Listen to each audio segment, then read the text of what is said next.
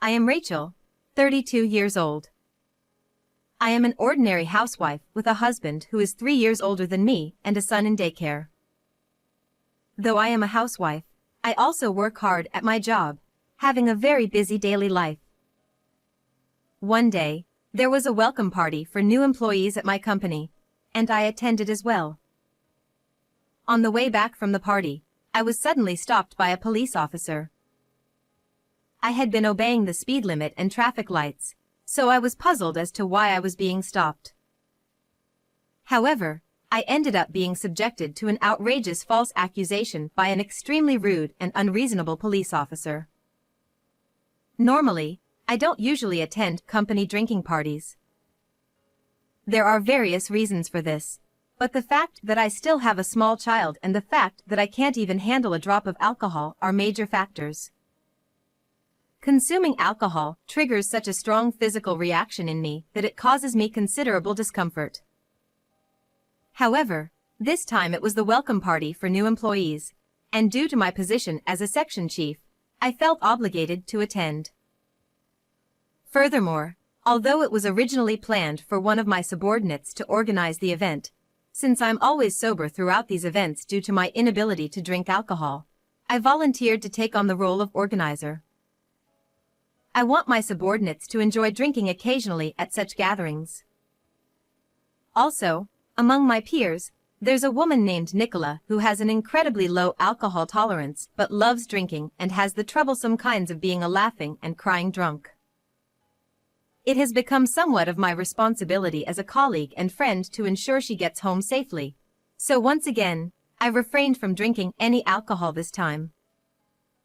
After paying the bill, I took my friend away from the group of people outside the store who were gathering for an after-party and got the car keys, then sat in the driver's seat of my friend's car. She always anticipates this situation, so she has daily insurance coverage just in case. Even if I were to cause an accident, everything would be okay, as she's fully prepared. Driving carefully in my friend's car, especially since it's a luxury vehicle, I headed towards my friend's house. While waiting at a traffic light, I witnessed a certain scene. Several police officers were surrounding a man lying on the ground in front of a pub, trying to communicate with him. Every company seems to be having welcome parties at this time of year, huh? Really, hats off to them. As I muttered those words, I glanced at my friend who was slumping in the passenger seat, only to notice a young police officer staring at us. Ma'am, please pull over. The moment I catched his eye, he called out to us. Since my friend wanted to feel the wind, I had the window open, so I could hear the police officer's voice clearly. I didn't have any memory of doing anything wrong, but I figured that enforcement against drunk driving must be stricter at this time of year. As it turned out, that was indeed the case. A young male officer approached us with a drawn-out tone.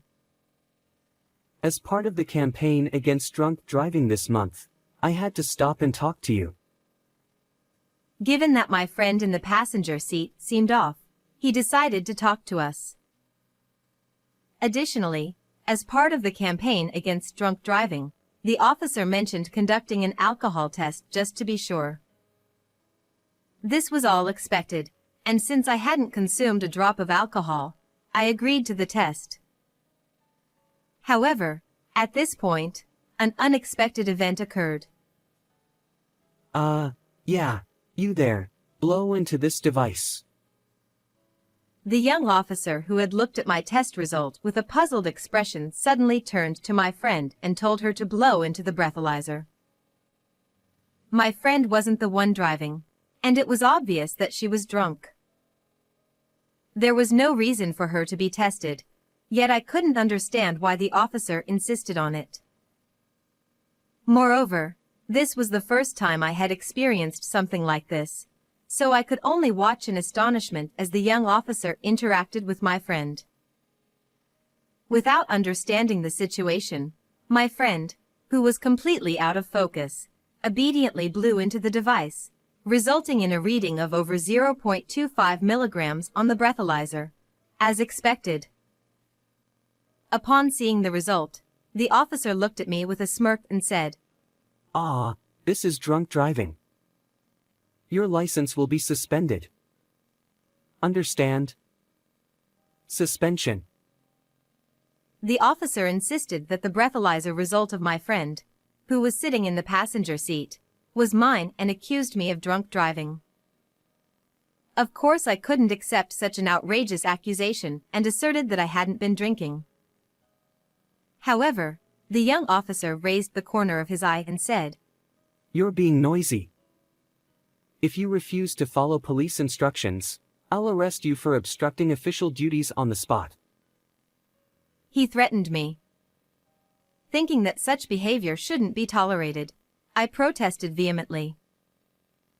And then, as the young officer and I were futilely arguing about whether I had been drinking or not, someone who seemed to be the young officer's superior arrived, perhaps sensing that something was amiss. "What's going on here?"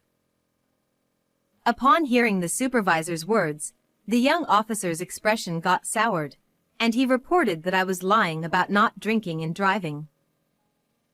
The supervisor officer stared at my face intently and furrowed his brow.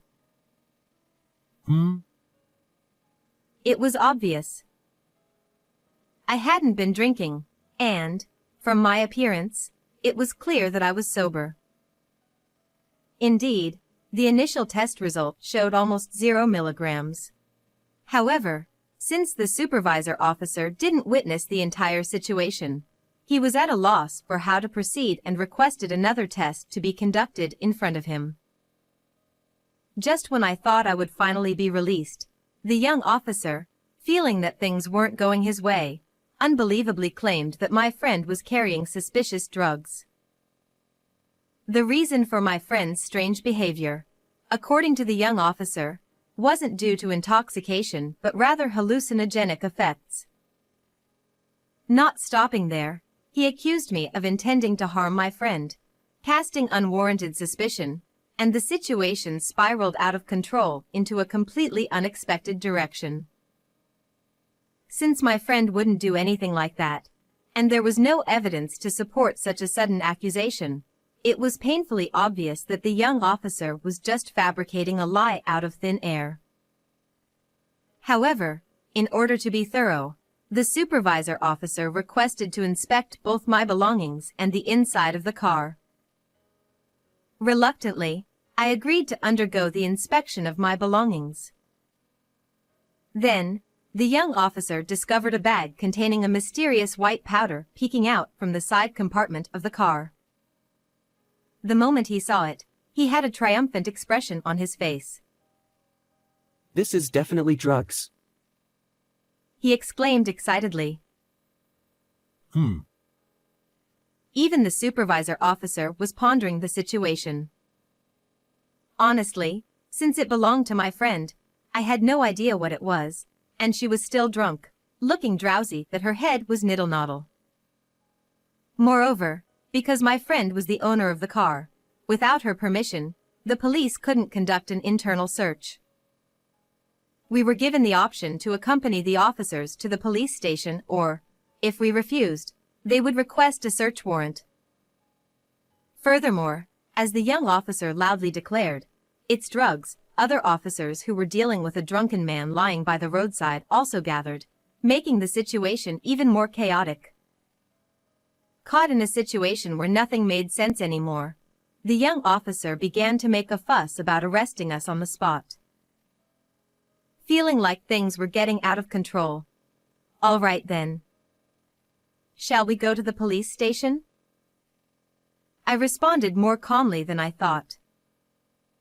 Making a scene here won't solve anything, and I have a lot to say about the false accusation of drunk driving earlier. My friend was also being framed as a criminal, so I couldn't stay silent. Upon hearing this, the young officer looked surprised. "Ha!" He seemed to prefer arresting us on the spot, but given the circumstances, We were instructed by the supervisor officer to go to the police station for further examination and to provide detailed statements.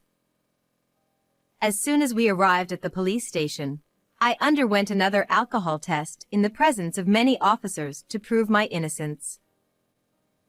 As expected, no alcohol was detected in my system, and it was concluded that I hadn't been driving under the influence.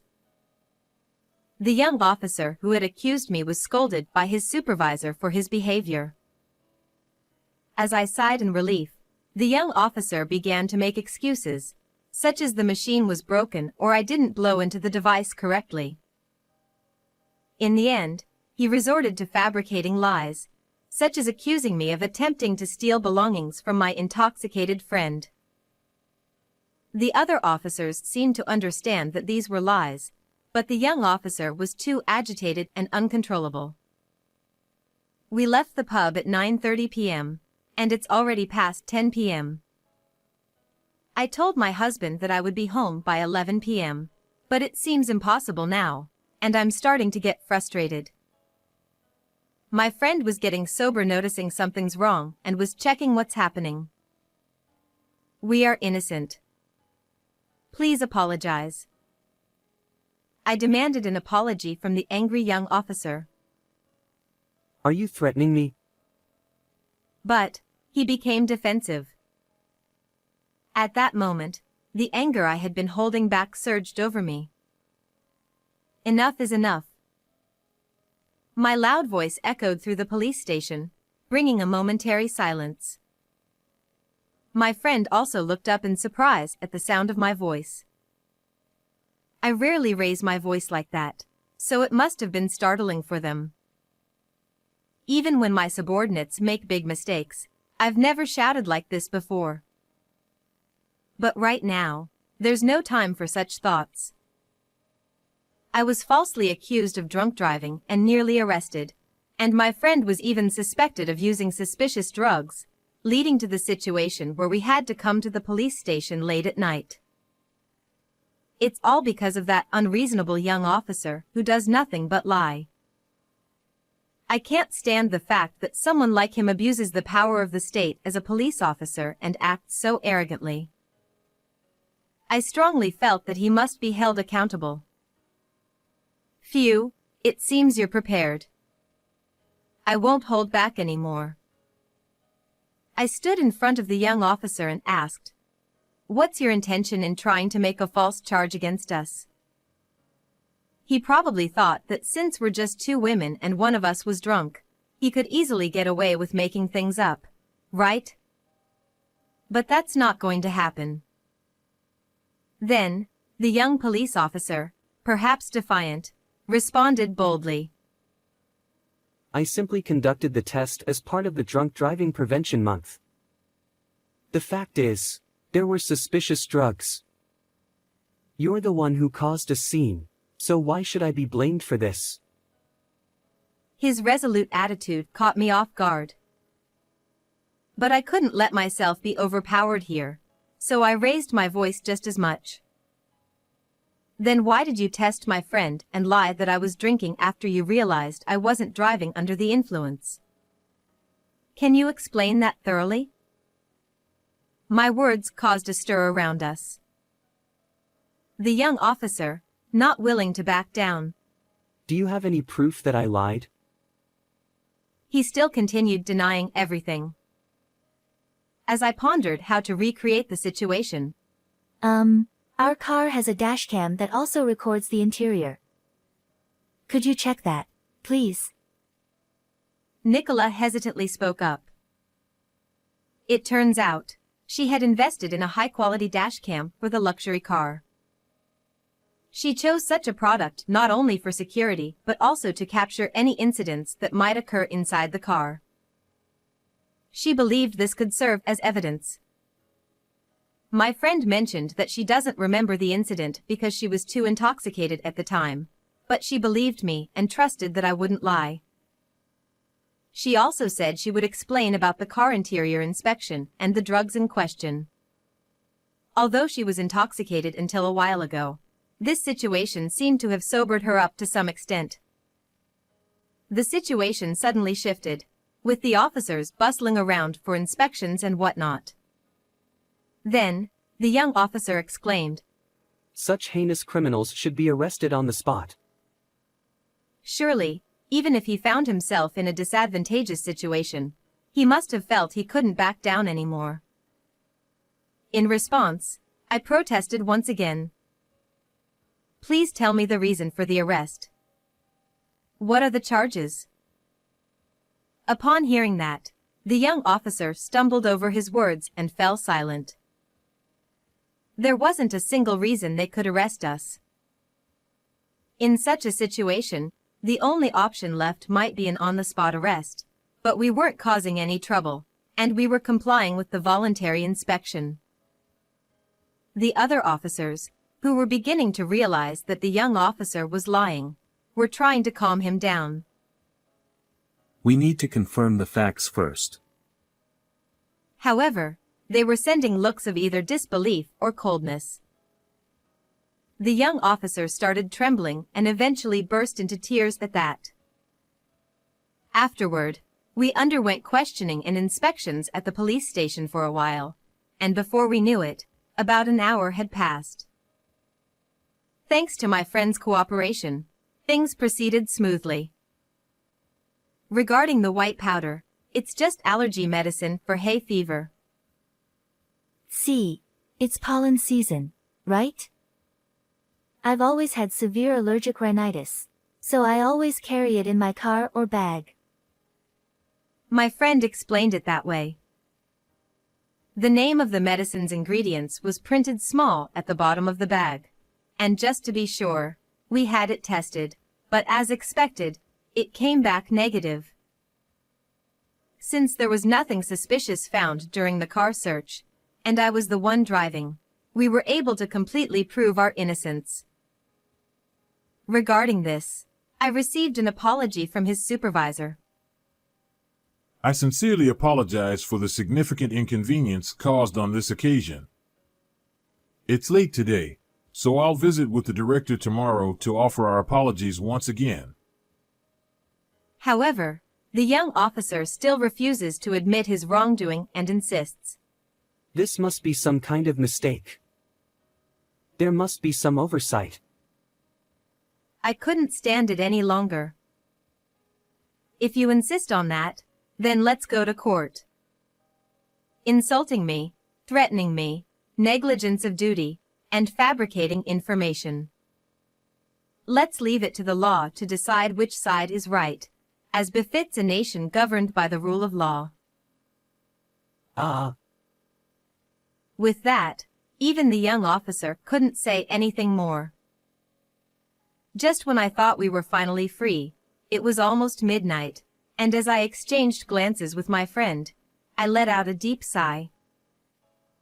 While my friend hadn't completely sobered up yet, I was helping them back to the car when that young officer came running after us and called out. I turned around, thinking he had more complaints, but to my surprise, his face had turned pale. I heard from those who interviewed you. Is your husband a lawyer? I was wondering what he was going to say, and then he came out with something like that.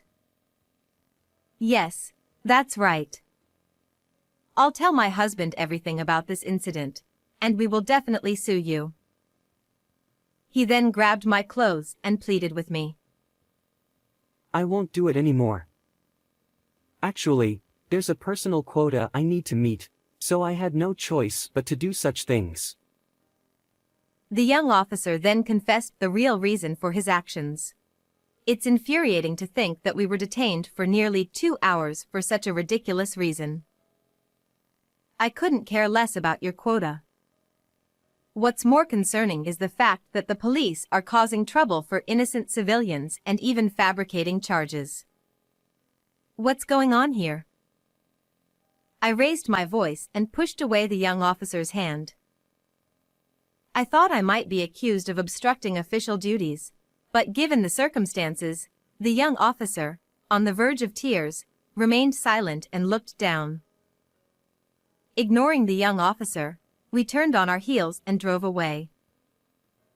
Afterward, senior officials from the police station came to apologize to us, but I made it clear that my intention to pursue legal action against that young officer hadn't changed. I don't really want to say it, but the police tend to be lenient with disciplinary actions against their own, so I didn't want them to settle for just a slap on the wrist. So, I decided to file a civil lawsuit with the help of a lawyer acquaintance of my husband. While it's possible to file an administrative lawsuit, there's a higher chance of it being dismissed, so we were advised that a civil lawsuit would have better prospects for success. After all, the problem lies with that young police officer individually. I was able to sue that young police officer for insult and intimidation against me, and successfully claim compensation. Although disciplinary action was taken in this case, the young police officer resigned voluntarily. As for me, I hadn't mentioned this matter to anyone outside my family. Rachel stood up to the police and it was amazing. But my friend, Nicola, made a big deal out of it and the story became the talk of the office. It seems that until now, I was perceived as an unapproachable, career-driven female manager, but thanks to this incident, I've noticed an increase in people approaching me, and now I have a good relationship with many of my subordinates. Furthermore, I've succeeded in securing major deals and have been promoted. Thanks to that, I was able to take a long vacation, so I'm planning a long-awaited trip to Italy with my family. I've had enough of such false accusations, but I intend to continue living true to myself from now on. Well then, everyone, take care.